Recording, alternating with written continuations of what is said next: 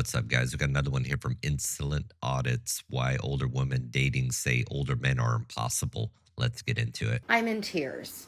That guy that I went out with that talked about his ex the whole time on our date still was conversing with me over text. Talked to him all day today about our family, different questions like that, just really trying to get to know me, which I was like, okay. And he apologized for talking about his ex. I will note that. But then he says to me, "You're too old to have kids, and you apparently don't have what men need.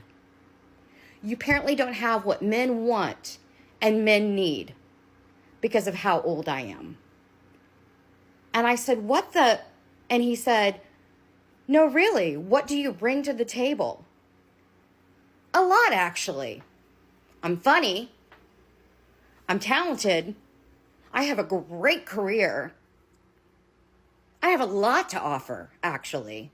And I shouldn't have to prove it. Well, first and foremost, the whole purpose of dating is to be able to prove that you're worthy to somebody to be relationship material or to be marriage material. But here it is, guys. The modern dating is in one snapshot. A guy apologizes for talking about his ex on the date, only to turn around and say, "You don't have what men need." I mean, it's a bold strategy there. But the truth is, a high value man's not going to waste his time tearing a woman down because they're too busy building something meaningful. So I'm 37, don't have any kids.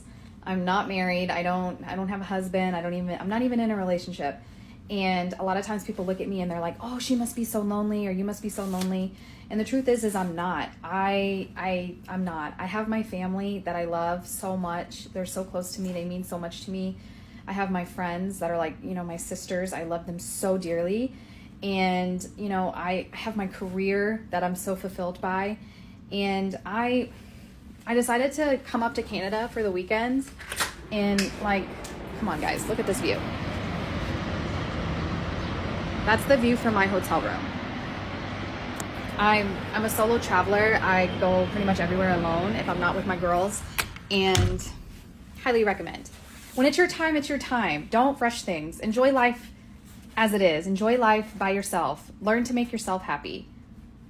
When it's your time, it's your time. So we got the independent woman speech. Solo traveler, check. Career driven, check. But let's not kid ourselves. Somebody's scrolling through Bumble at night while sipping wine and watching Hallmark movies. And look, independence is great, but modern society sold women the lie that career accolades can replace genuine companionship. Statistically, women are reporting higher levels of loneliness despite having it all. And for men, hearing "I don't need a man" sounds less like empowerment and more like a neon warning sign. And here's the kicker: happiness isn't a solo adventure. It's built through shared purpose, not Instagram worthy views.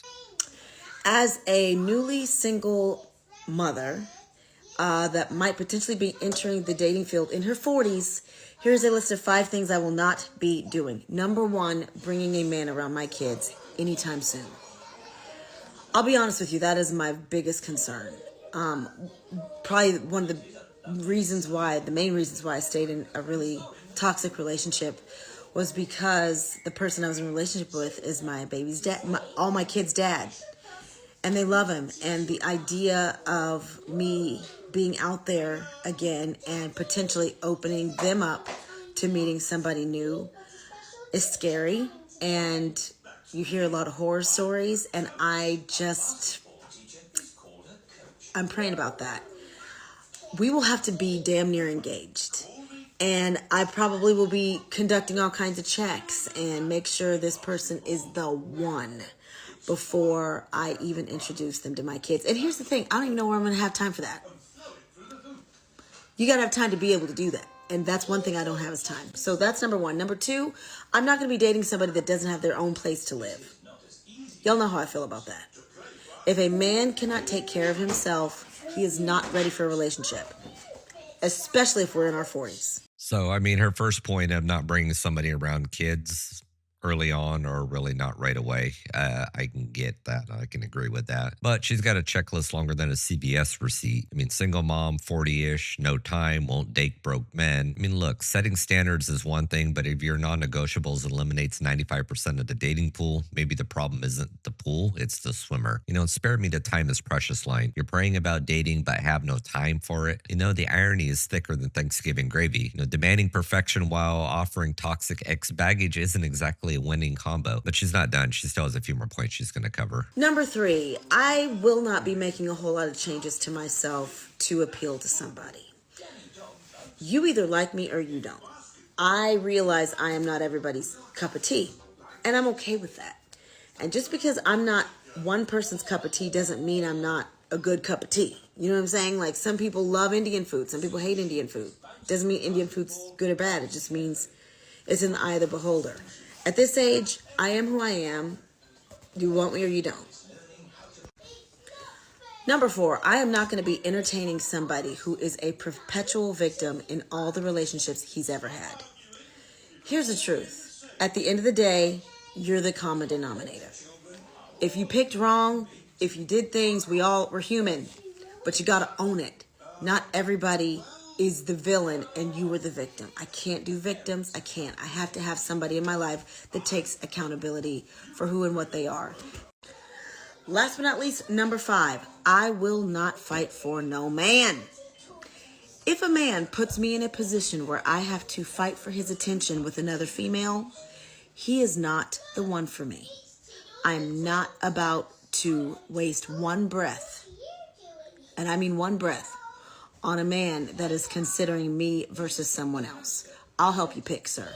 Pick her, because I'm not the one. The I'm not everyone's cup of tea is translation for I'm not changing, so deal with it. Here's a thought. Maybe the perpetual victim you're avoiding is you. Owning your flaws, I can agree with her. It is the first step to growth, but refusal to adapt screams entitlement. This I'm not fighting for a man, that's fine. No men are fighting for you either. Men are tired of the rigged game where accountability and effort are foreign concepts. Ladies, it's not about being a pick-me. It's about being worth picking. Dating in 2025 is all about decentering the male's experience if you're looking for a heterosexual relationship, and centering your experience when you're on the date with them. So that means we're more concerned with the question, do I like him, rather than does he like me? I'll be honest, I am actually a fun date because I'm not thinking about this all the time. I'm giving half of my attention to just going with the flow and enjoying whatever the chemistry is or lack of chemistry. And if there's a lack, then I'm just trying to make up for it.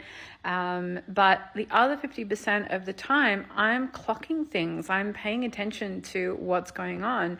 That's not my whole personality here. Let's be intelligent women with discernment and allow ourselves to have an internal experience while we're on a date that isn't centered around the person liking us or having fun or us having to be fun, because we're not going to be pick-me girls.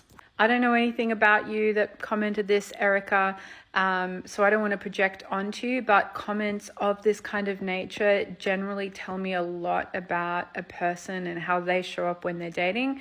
And we really need to decenter men when we're having a date with someone, because actually we're going to be with this person for X number of years, hopefully, if it's a long-term relationship. So decentering men on a date. You've reinvented dating in a one-woman therapy session. So you're clocking halftime to judge him while half-assing your own presence. It sounds delightful. Here's the real deal. Relationships are about mutual effort, not some pseudo-feminist experiment to outwit the patriarchy. Men aren't dating anymore because they're tired of being emotional punching bags. And guess what? Nobody wants to spend the rest of their life with someone whose life motto is, I'm the main character. And we've got to be happy in our own skin around that person. We're not trying to be fun. We're not trying to be attractive. We're not trying to do all those things. We are just there to represent who we really are and to enjoy whatever connection is there in whatever form it takes. And if there isn't one, then just to let there be awkward silence, whatever that looks like. And to also have an intelligent discernment running in the background so that we can make smart decisions for ourselves that aren't based on, the patriarchy set of rules that tells us we need to be a certain type of person, we need to show up in a certain way in order to get the guy, so that we feel safe, so that we feel, secure in society. And this might sound like a whole lot of codswallop if you don't know what I'm talking about. Most women that are socialized in this kind of construct that center men when they're dating don't even realize they do it. So cool, scroll on. But I'm going to continue talking about my experiences with dating where I am decentering their experience, because they're the ones that are responsible for that, right?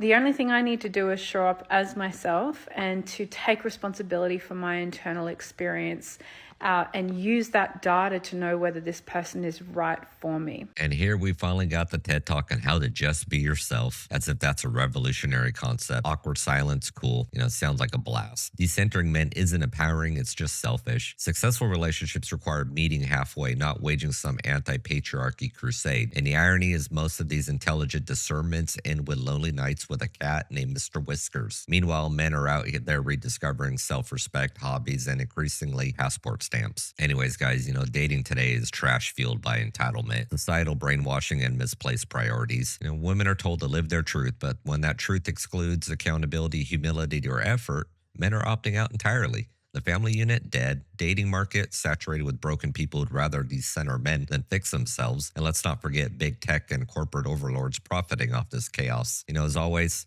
for both sides, stop chasing validation and build something meaningful. Men, go your own way or explore traditional values abroad. And for women, accountability and adaptability are attractive. Anyways, guys, that's the end of the video here today. If you like what you've seen, hit that like button, share, subscribe. Drop me a comment down below on what you think. And I'm going to catch you guys on the next one. Peace.